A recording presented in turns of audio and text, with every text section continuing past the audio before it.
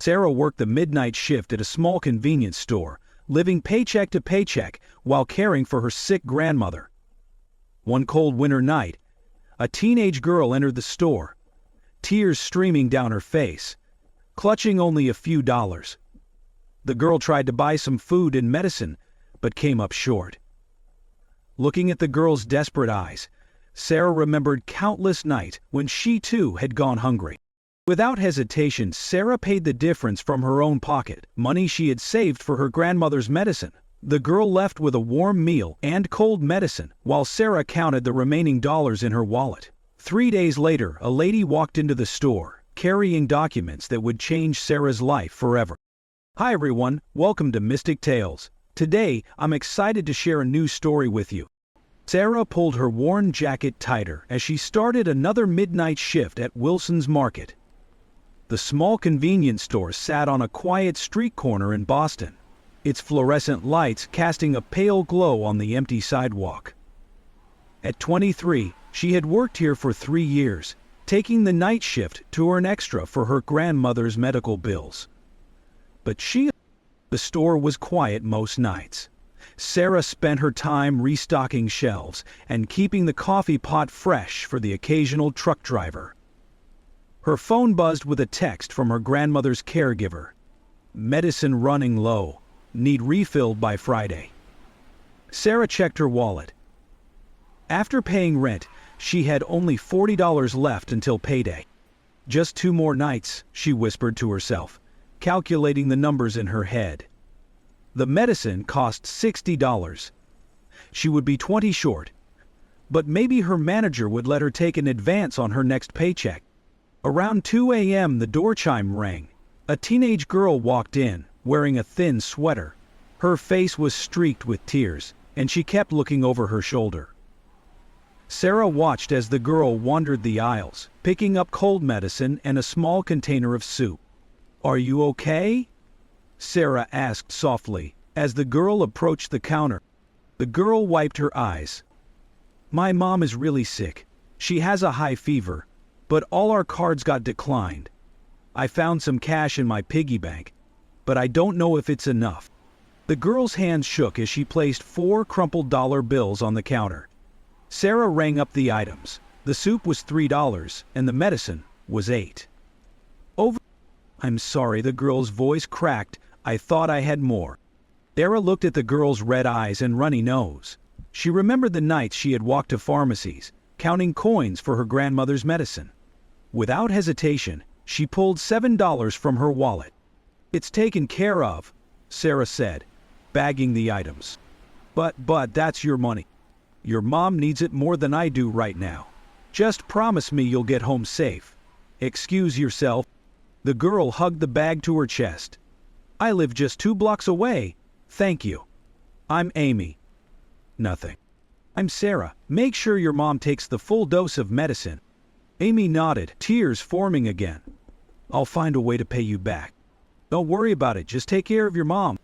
Sarah watched through the window as Amy hurried down the street. She looked at her wallet, now containing only $33. Her grandmother's medicine would have to wait another week. She'd have to ask for that advance after all. As she turned back to the counter, Sarah noticed Amy had left behind a small receipt. On the back was an address, 247 Maple Street, apartment 12. Sarah tucked it into her pocket, hoping Amy had made it home safely. Little did Sarah know, this small act of kindness had set much bigger events in motion. The next evening, Sarah sat at her small kitchen table, sorting through bills. Her grandmother dozed in the worn armchair nearby, an old blanket covering her legs. The TV played softly in the background. "I can skip my medicine this week," her grandmother said, opening her eyes. "The rent is more important." Sarah shook her head.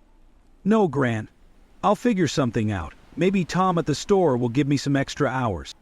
The phone rang. It was her manager. "Sarah, can you come in early tonight?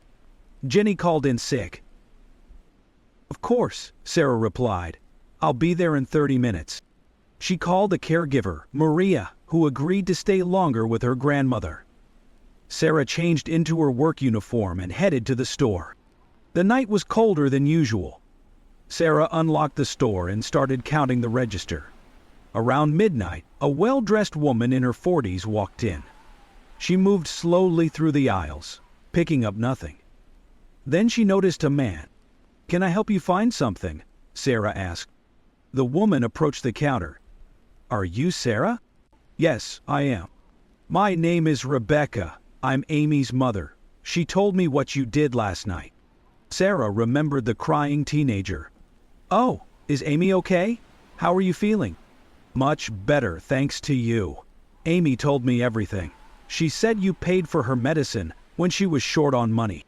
"It wasn't much," Sarah said. "I'm just glad I could help." Rebecca's eyes were kind. "It was everything to us last night.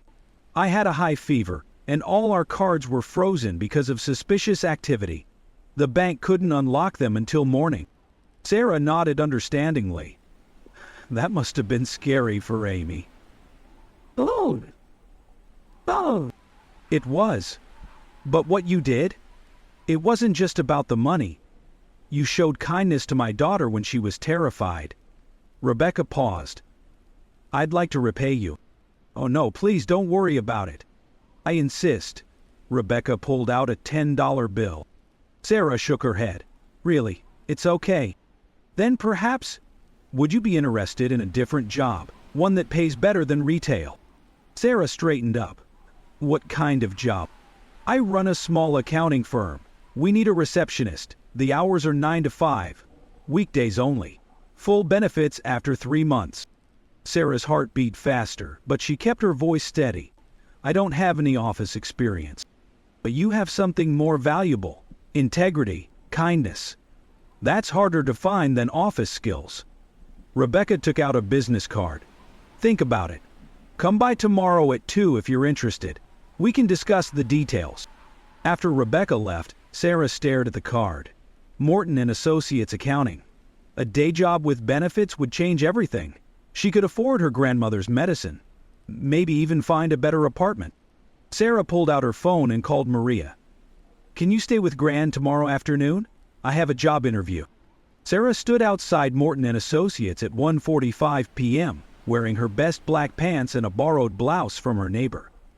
The office building wasn't fancy, just a regular 4-story brick structure in downtown Boston, and Sarah kept her hands on the wheel of her car. The reception area was warm and clean. Amy sat at a small desk near the entrance, doing homework. She looked up and smiled. "Sarah, you came?" "Your mom's offer was too good to pass up," Sarah said. "How are you feeling?" "Much better. Mom's in her office. I'll tell her you're here." Rebecca welcomed Sarah into a modest office with family photos on the walls. They sat at a small conference table. "Let's talk about the position," Rebecca said. "Starting salary is $18 an hour, with health insurance after 3 months. The work involves answering phones, scheduling appointments, and basic data entry." Sarah's hands tightened in her lap. It was $5 more per hour than she made at the store. "I can learn quickly," she said.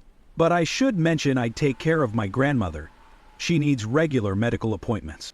Rebecca nodded. "We offer paid time off and flexible hours for family emergencies.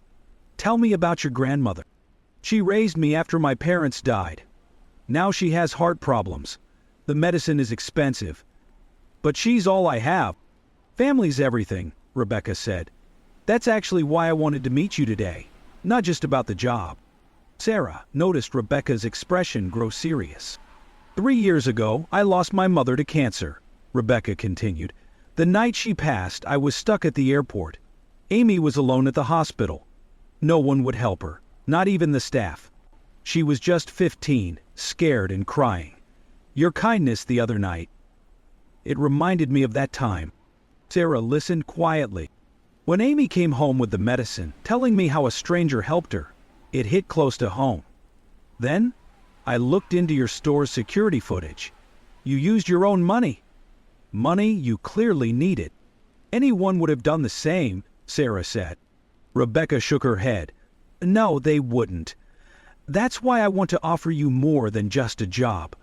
Our firm has a small foundation, Started in my mother's memory. We help people caring for sick family members. She pulled out a folder. These papers are an application for our foundation's support program.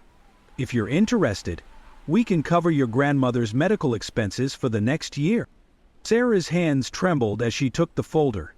I don't know what to say, she corrected him. I'm never going to forget. Say you'll take the job. Say you'll let us help the way you helped Amy. Sarah wiped a tear from her cheek. Why me? The tone of her voice asking a question rather than a challenge. Because kindness shouldn't cost someone their own security. You gave up medicine money for your grandmother to help a stranger. Let us help you the way you helped my daughter. Sarah opened the folder, her vision blurring as she read the first page. For the first time in years, she felt hope replacing worry. 1 month later, Sarah sat at her new desk at Morton & Associates, answering calls and scheduling client meetings. Her grandmother's new medicine schedule sat in a neat folder beside her computer. The foundation had already arranged for direct delivery of the prescriptions to their apartment. Sarah, can you help me with my math homework? Amy asked, settling into her usual spot near the reception area after school. This had become their afternoon routine. Of course. Let me just finish entering these appointments. Rebecca walked through the main door, returning from a client meeting. How are the new medication arrangements working out? Everything's going smoothly, Sarah said. The pharmacy delivers right on schedule. Gran's doctor says her numbers are already improving. That's wonderful. By the way, Maria called earlier. She said your grandmother is doing much better with the new care schedule. The foundation hadn't just helped with medicine. They'd also arranged for extended care hours, so Sarah could work her new schedule without worry. The salary meant she could finally start saving money instead of living paycheck to paycheck. I never thought life could be this stable, Sarah said. Gran actually smiled during breakfast today. I haven't seen that in months. Rebecca sat on the edge of Sarah's desk.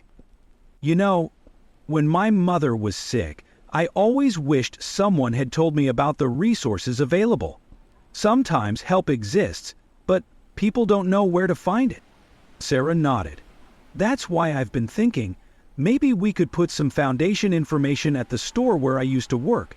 Other people might need help too. That's an excellent idea, Rebecca said. Why don't you draft something up? You know better than anyone what information would have helped you a month ago. Sarah opened a new document on her computer. I can work on it during my lunch break. Take the morning tomorrow, Rebecca suggested. We can review it together. Maybe make it into a proper program. Later that evening, Sarah walked into her apartment. The living room was warm and clean. Her grandmother sat in her chair, working on a crossword puzzle, looking more energetic than she had in months. How was work today? Her grandmother asked. Sarah put down her bag. Good. Really good. Remember how I told you about helping that girl at the store? Now I might be able to help other people too. Life has a funny way of working out, her grandmother said. Your parents would be proud of you. Sarah touched the small photo of her parents on the side table. I just did what felt right that night. And look what happened. You not only helped that girl, but you also found people who wanted to help us. Sarah sat down next to her grandmother. I keep thinking about other people like us, Gran. Other families struggling with medical bills. Maybe we can help them find the same support we did. Her grandmother reached for her hand. One act of kindness led to all this. Imagine what could happen if we help spread it further. Sarah squeezed her grandmother's hand, feeling grateful for how much had changed in just 1 month. Tomorrow, she would start working on a plan to help others find their way to better days too. Her back was to her, and she needed to be ready for anything. Finally, 6 months later, Sarah organized files at her desk, now decorated with a small plant from Amy and a framed photo of her grandmother. The foundation's new outreach program had helped 3 families in the past month alone. Tom, her old manager from Wilson's Market, called the office. Sarah, another person picked up one of your foundation brochures today. Single mom, 2 kids, struggling with medical bills. Thanks for letting me know, Tom. Ask her to call me tomorrow. I'll help her with the application. Rebecca walked over to Sarah's desk. We received a thank you letter from the Johnson family. Their daughter's treatment is going well. Sarah smiled, remembering how nervous Mrs. Johnson had been when she first called. They remind me of Gran and me, before all this. Speaking of your grandmother, how did her checkup go yesterday? The doctor said her heart function has improved significantly. The new medicine made a real difference. Sarah paused. I never thought we'd be in this position, helping other families while Gran gets better. Amy walked in from school, carrying her backpack. Sarah, can we work on the newsletter after I finish my homework? I wrote an article about how to find medical assistance programs. Of course. I'll help you edit it in a bit. Rebecca watched them with a warm smile. You've turned this foundation into something special, Sarah. We used to just write checks. Now we're connecting with people, showing them they're not alone. It's what I needed most that night at the store, Sarah said. Not just money, but hope that things could get better. Sarah's phone buzzed with a text from Maria. Your grandmother is asking if you'll be home for dinner. She made your favorite soup. Go home early today, Rebecca said. The applications can wait until tomorrow. Sarah gathered her things, thinking about how different her life was now. Her grandmother was healthier, they had moved to a better apartment, and she no longer lay awake worrying about bills. Thank you, Sarah said to Rebecca, not just for helping us, but for letting me be part of helping others. You started this chain of kindness, Sarah. That night in the store, you chose to help my daughter when you barely had enough for yourself. Sarah picked up her bag. I'll see you tomorrow. Amy, don't forget we're reviewing your article first thing in the morning. Walking home in the early evening light, Sarah felt content. The weight of constant worry had been replaced by purpose. She thought about the new families they were helping, each one finding their way to better days, just as she had. Her grandmother was waiting at their small kitchen table, 2 bowls of soup steaming. How was work today? We're helping another family, Sarah said, sitting down. Their situation is similar to what ours was. Her grandmother reached across the table and squeezed her hand. Look how far we've come.